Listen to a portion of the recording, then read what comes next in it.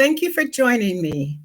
We're talking about my book, Why Did Sally Relapse? The Answer from Higher Power. I'm your host, Darlene Grant. Next Sunday, May 14th, is Mother's Day, so happy Mother's Day in advance. If your mother is deceased, try to appreciate the things that she appreciated and try to stop the things that she wouldn't. Spend time with your siblings and talk about your mother. Talk about the good times and the bad times, and then laugh about it. Celebrate the other moms in your life. I have some suggestions that I picked out that cost little or nothing, and I think they're very good suggestions, and I hope it'll help you. First of all, if your mother is in addiction, invite her to go to an NA meeting and to church. And then just make a day of it. Cook dinner for her or take her out. Or you could do the classic breakfast in bed. Invite her to tea, high tea. What about a backyard cookout? You could do the classic cook dinner for her. Or you could plan a picnic, even if it's a backyard picnic. But if you go at picnic, be sure that basket is loaded with supplies. What about a family pizza party? Or you could do a dessert bake. You could pick flowers for her. Or you could go for a bike, or you could go on a hike with her, or you could go for a walk. You could plan a family board game. What about a family bike ride? Or you could you and your mom go bike riding. But if you go bike riding, make sure her bike is loaded with flowers. You could take a stroll through a botanical garden. That's something I would like. Or you could plan to do a scrapbook together. You could let her Netflix binge while you clean the house. The family can spruce up the garden together. What about a family photo shoot? Contemporary images of motherhood rarely reflect the reality of what some mother-child relationships are like. And the retail world tries to remind us of what motherhood is supposed to be like.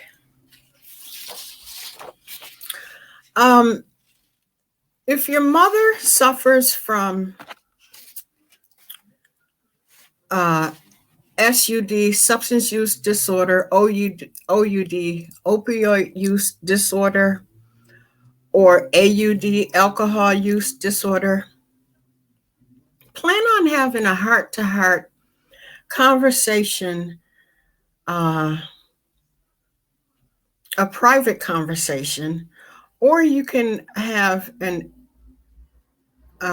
interventionist present to talk to your mother.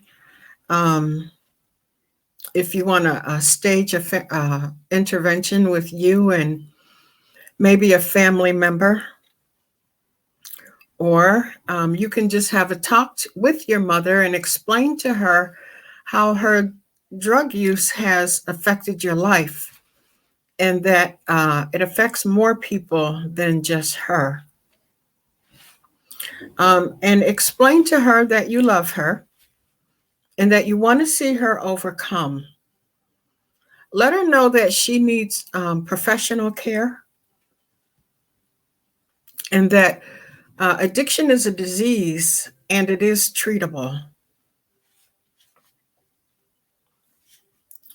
Refrain from using judgmental, critical behavior or tones because that will derail conversation.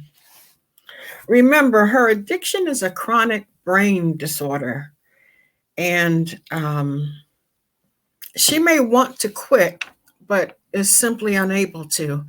And that can make you feel bitter and angry inside. And you need to know that these feelings are normal and that you're not the only one. A lot of people are experiencing these same feelings.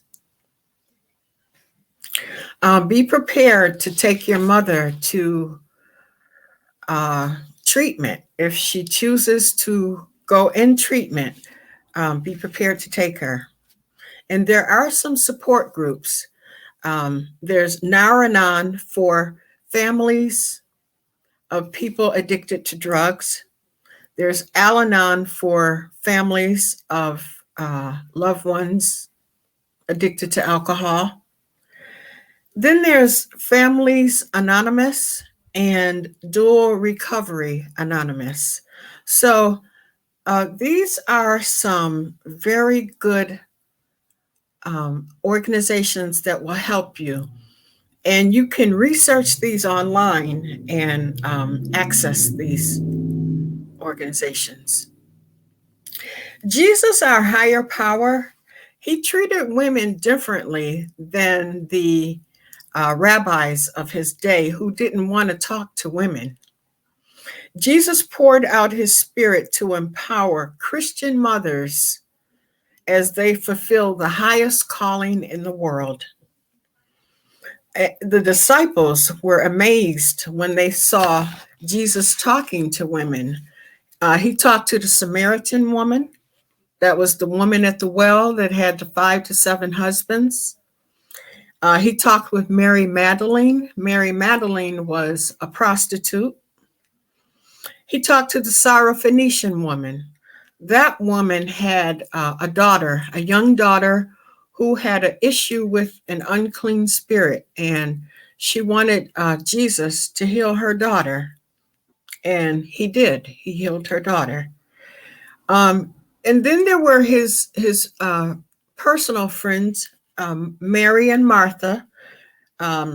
Mary, not Mary Magdalene, who was the prostitute. Mary is the sister of Lazarus, another of Jesus's friends.